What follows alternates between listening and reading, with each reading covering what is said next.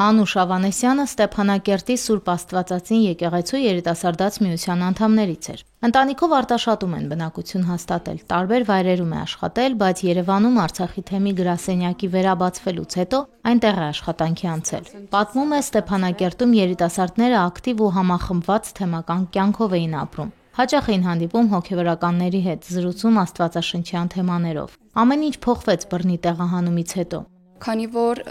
երիտասարդաց միության անդամները Հայաստանով մեկ սփռվել են եւ շատ դժվար է դարձել նրանց իրար հավաքելը, չնայած նրան, որ ցանկությունը մեծ է, մենք փորձեցինք երիտասարդաց միության անդամներով ստեղծել on-line հարթակ, առցանց հարթակ, որպեսզի գոնե դրա միջոցով կարողանանք համախմբվել եւ մեր հանդիպումները շարունակել առցանց տարբերակով։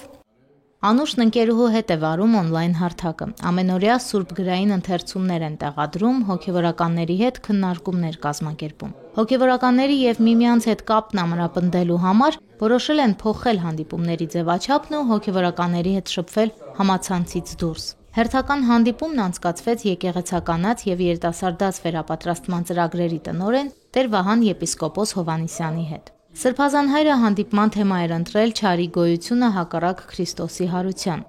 Ինչպես է գործում չարը, ինչու է Աստված թույլատրում չարի գոյությունը։ Սրբազան հայրը թեման ընտրել էր հատուկ պատերազմի միջով անցած արցախցի երիտասարդի համար։ Եթե Հիսուս հաղթահարեց մահուն, ինչու այսօր աշխարհի մեջ դակավին գա հալածանք եւ չարչարանք եւ չար մարդիկ, ինչու ցեղասպանություն, որ պատահեցավ 110 տարի առաջ, ինչու Արցախյան մեր վիճակը եւ ակսորվեցավ եւ անդունի մնացին տասնյակ հազարավոր մարդիկ։ Երևաբար այսօր Սուրբ Գիրքի էջերից պիտի փորձենք պատասխաններ փնտրել այս հարցումներով համար, թե ինչպես կարանք համապատասխանեցնել մեր եկեղեցվո կարևորագույն վեմքարը հավատքին, որն է Քրիստոսի հարությունը բերելներն, որով մահը կողեց եւ մեզ կյանք ապարգևեց,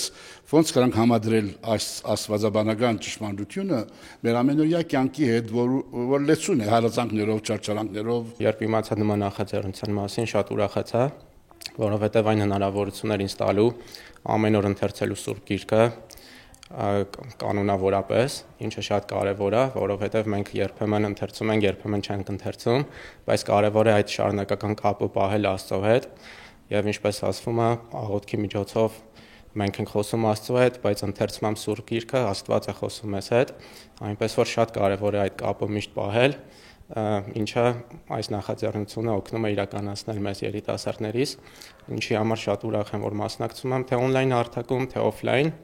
Շատ հավես անցնում, շատ լավ միջավայր է, շրջապատ է։ Արցախի թեմի առաջնորդ Տեր Վրթանես եպիսկոպոս Աբրահամյանը խոսեց երիտասարդների կյանքում նմանօրինակ հանդիպում քննարկումների կարևորության մասին։ Հոգևորականների հետ հանդիպումները Բաղրամյան 59G հասցեում գտնվող Արցախի թեմի գրասենյակում շարունակական կլինեն։ Անուշ Արաքելյան, Հարություն Տոլանյան, Եկեղեցական կյանք։